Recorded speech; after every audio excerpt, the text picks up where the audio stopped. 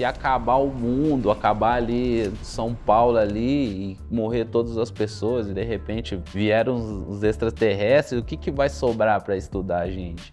Uma das primeiras coisas que eles vão observar vão ser as pichações, né? Então, pensando nisso, nessa visão meio pós-apocalíptica que tem o filme, é muito coerente a gente utilizar esse universo da pichação para trazer essas discussões aí de relacionamento, de existencialismo e tudo mais, né? O Pico Mais Alto, ele é uma história sobre dois irmãos. Eles estão nesse universo que é bem distante do que a gente vive atualmente, mas ao mesmo tempo é bem próximo, onde as pessoas estão bem isoladas. A percepção assim, de futuro ela é bem escassa. Eles sobrevivem em cima dos prédios e eles têm como objetivo principal pichar o Pico Mais Alto, que é uma lenda muito antiga da cidade, que é o Pico Mais Alto, que vários pichadores e antigos moradores já tentaram esse feito e nunca conseguiram. Mas dentro da história, o que é o prédio, ele não importa muito, ele importa o que ele simboliza. Pichação é a grande paixão assim, que motiva a vida deles e que, de certa forma, é a única conexão que eles têm com o passado depois que essa guerra aconteceu, né? Como não tem muitas pessoas no mundo, o único registro da humanidade são as pichações na parede, né? Que é a única coisa que os fazem se sentir vivo num lugar praticamente sem vida. São dois irmãos que vivem no fim do mundo e querem pichar o Pico Mais Alto, mas eles têm problemas de irmãos, igual todos que têm irmãos têm, né?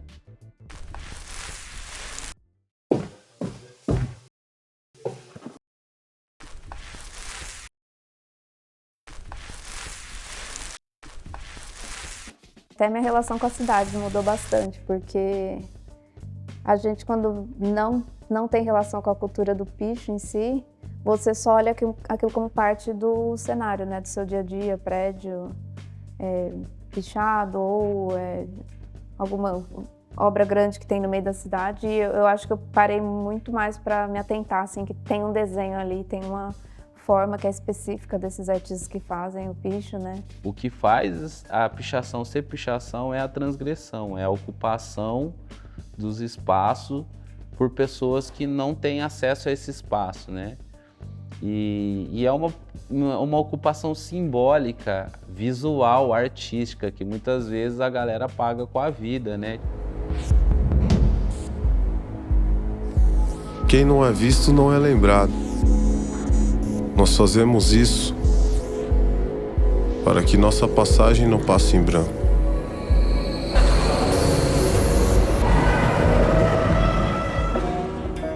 Em uma das conversas ali com o Misha, ele me falou assim, ele mandou um áudio e falou assim, mano, vamos fazer um projeto aí você, mano, eu gosto das suas produções pra caramba, você é um cara que é referência pra mim e tal, e eu tô pensando em fazer um projeto de desenho e trilha sonora, então você chega com essas trilhas, eu desenho, a gente vê o que a gente faz com isso, tá ligado?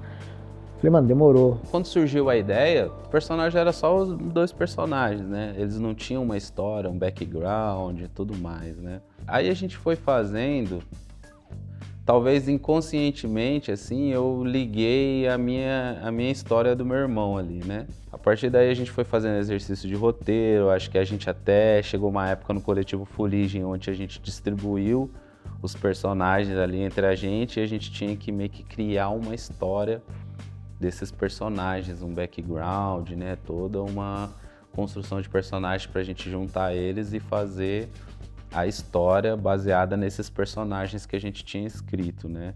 Quando a gente marcou uma reunião, ele já veio com essas ideias. Ele já veio com um esboço de roteiro, alguns personagens, ele já tinha uma ideia já estabelecida em cima disso e já tinha um nome, o Pico Mais Alto, já era uma coisa que ele tinha, né? Ele já tinha até trampado algumas ideias ali em umas outras situações. E foi aí que eu entrei, eu falei assim, mano, beleza, se você me der a liberdade de criar e de opinar também, ele falou, mano, é exatamente isso que eu quero de você, que a gente trampe junto nisso e que você assuma esse papel de produtor também, tá ligado? Que você protagonize a sua parte e que a gente seja como sócio nessa loucura que a gente vai criar. A gente não sabe que vai ser, mas é isso. De maneira leve, mas de muita intensidade. O Misha e o Igor, né, eles desenvolveram o que seria uma série de 3 pequenos episódios, mas chegou a desenvolver só o primeiro.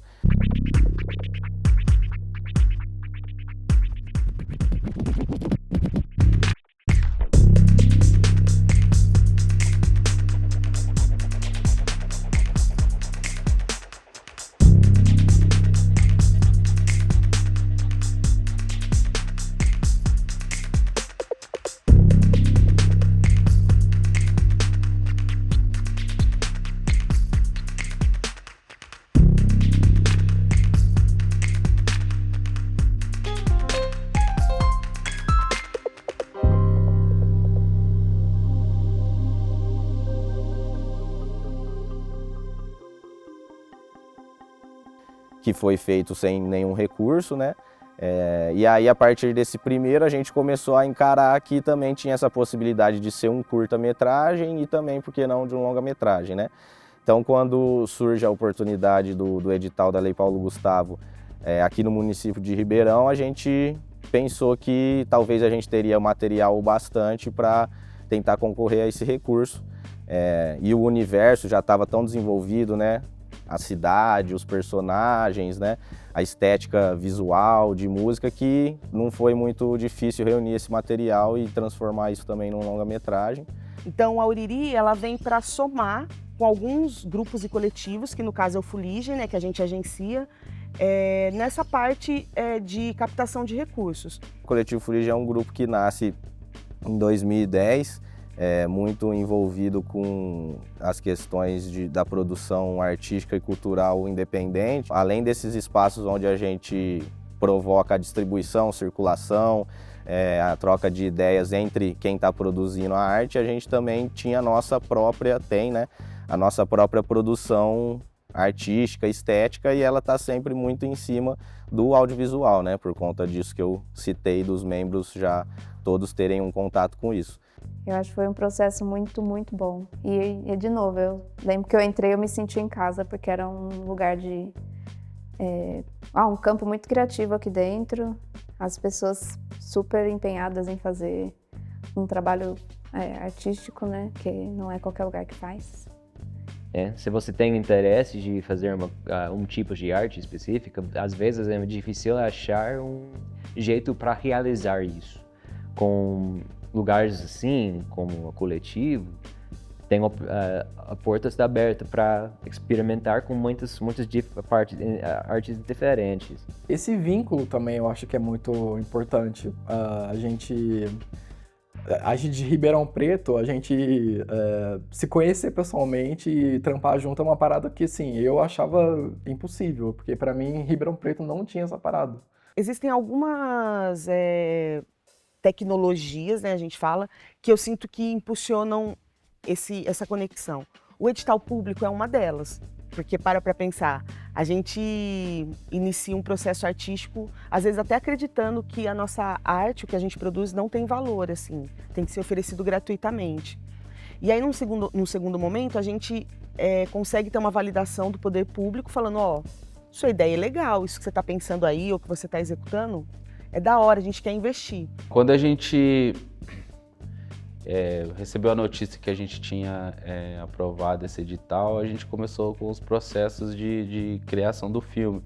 A gente tinha um recurso e o que a gente poderia fazer com esse recurso. Então a gente dividiu a produção toda do filme na pré-produção e na pós, que seria a parte que a gente chama os animadores, chama os artistas para pensar no cenário, como vai ser feita a animação. Então a Tassi veio com a sugestão da gente fazer um painel com todos os quadrinhos de cenas ali. Primeiro veio o beat board, né, que é as principais cenas dramáticas de ação, né, que é uma versão bem pequenininha que a gente colou do lado, e depois a gente veio destrinchando todas essas cenas de storyboard. Mas antes disso a gente pegou, revisitou umas pastas minhas de produções que eu não mostrava pra ninguém, pastinhas escondidas, ele foi chapando assim nas produções que eu tinha, a gente selecionou algumas para poder começar a trabalhar nelas.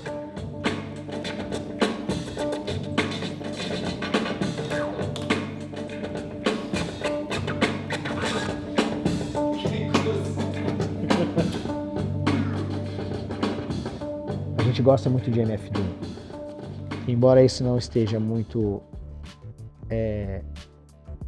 destacado no filme, essa influência, mas no começo da produção, quando a gente se juntou há 5 anos atrás, a gente ouvia muito e a gente assistia muito os clipes do MF Doom, em especial o All Caps, que é um clipe de animação muito, muito, muito interessante. So nasty that it's probably somewhat of a travesty having me. Then he told the people you can call me your majesty. E aquilo meio que empoderou, falou, mano, vamos fazer uma parada não igual, mas, mano, tem coisas legais pra gente se inspirar, vamos fazer isso do nosso jeito e tal, juntando outras ideias. Paralelo a isso, a gente também ia fazendo um estudo das caligrafias, das pichações e tudo mais, junto com essa parte do storyboard. Aí quando a gente chegou num ideal desse storyboard, ele feito ali no quadro, a gente partiu pro Storyboard Pro, né, que é a sequência dos storyboards certinho, mais ou menos com um tempo ali estipulado. É um universo muito rico e pra gente seria maravilhoso ter as pessoas entrando nesse universo e vivendo aquela aventura que os personagens estão vivendo, né? E então foi um desafio mesmo pensar o que a gente poderia fazer com esse recurso captado, quais eram os nossos limites ali dentro. A gente sempre tenta trazer nos nossos projetos momentos de intercâmbio, né? De como está sendo esse processo, de como foi para conseguir o recurso, para que mais pessoas possam também atingir seus objetivos, concretizar seus projetos. E além da produção do filme em si, trabalhar com os autores, né, do Pico Mais Alto, a gente teve a oportunidade também de abrir esse espaço, que é o coletivo. Então aí a gente teve uma oficina de roteiro e storyboard, né, uma introdução para curiosos e estudantes, amantes ali de cinema, mais ou menos como funciona esse processo de desenvolver o roteiro, transformar isso num storyboard e como isso vira imagem em movimento, né? Teve um evento que é a sessão de desenho, a gente apelidou, deu esse nome no evento, que é uma proposta também um pouco diferente de evento, assim, vamos dizer, que é receber desenhistas, ilustradores, né? A gente deixou a nossa sede num ambiente que a gente julga propício para a produção, né, artística, então a gente tinha o DJ Golforit tocando ali, discotecando ao vivo algumas músicas que deixavam mais o clima para a galera desenhar, e aí um monte de mesa, papel, lápis para vários ilustradores da cidade poder desenharem juntos, trocar ideia e tal.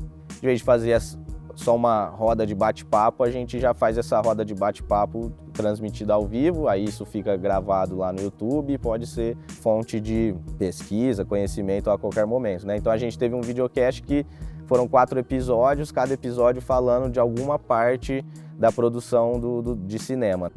Não é sobre quem chega lá primeiro. É sobre quem sobreviveu para ver o que tem do outro lado. É uma parada feita de maneira independente, com muita intensidade, com muito estudo, muita dedicação e tentando o máximo apresentar uma parada mais profunda possível, tá ligado? Com inovação, com o nosso estilo, com linguagem cinematográfica, com linguagem de rua, de hip hop, de roteiro muito bem amarrado, e é isso que a gente está tentando apresentar, tá ligado? Enfim, tem sido um desafio pensar sobre isso, mas ao mesmo tempo a gente está vendo quão possível é de ser feito, ainda mais tendo a oportunidade de fazer a pré-produção que a gente já fez, né? E aí a gente conseguir fazer isso de ponta a ponta, né? Ou seja, desde a pré-produção, desde conceber até captar o recurso, até produzir ele, né, e finalizar, acho que é um motivo de muito orgulho para a gente, né, aqui do coletivo, e que demonstra também, prepara a gente para desafios maiores, né, porque também entender que o filme realmente é um projeto de muitos anos, né. Então o Pico Mais Alto é aquele lugar onde poucas pessoas conseguiram chegar para deixar sua marca lá. Então é um simbolismo, né, é um símbolo de algo a ser alcançado, é um símbolo de um limite, né, a ser ultrapassado, e simboliza esse reconhecimento, assim, né, inspirado no cenário da pichação. Sou apaixonado na história, em todo o clima, tudo que a gente vem construindo, tudo que a gente vem aprendendo nesse processo, junto com a equipe, a gente tem se ressignificado, tá ligado? Tem fortalecido relações e esse projeto pra mim, até então, é o mais foda, tá ligado? Que eu tenho, que eu me envolvi. Até porque ele não para, né, mano? Ele é uma coisa que tem outras oportunidades de processo daqui pra frente. E é isso, apaixonado, mano. Fico mais alto, fazer uma tatuagem, sabe?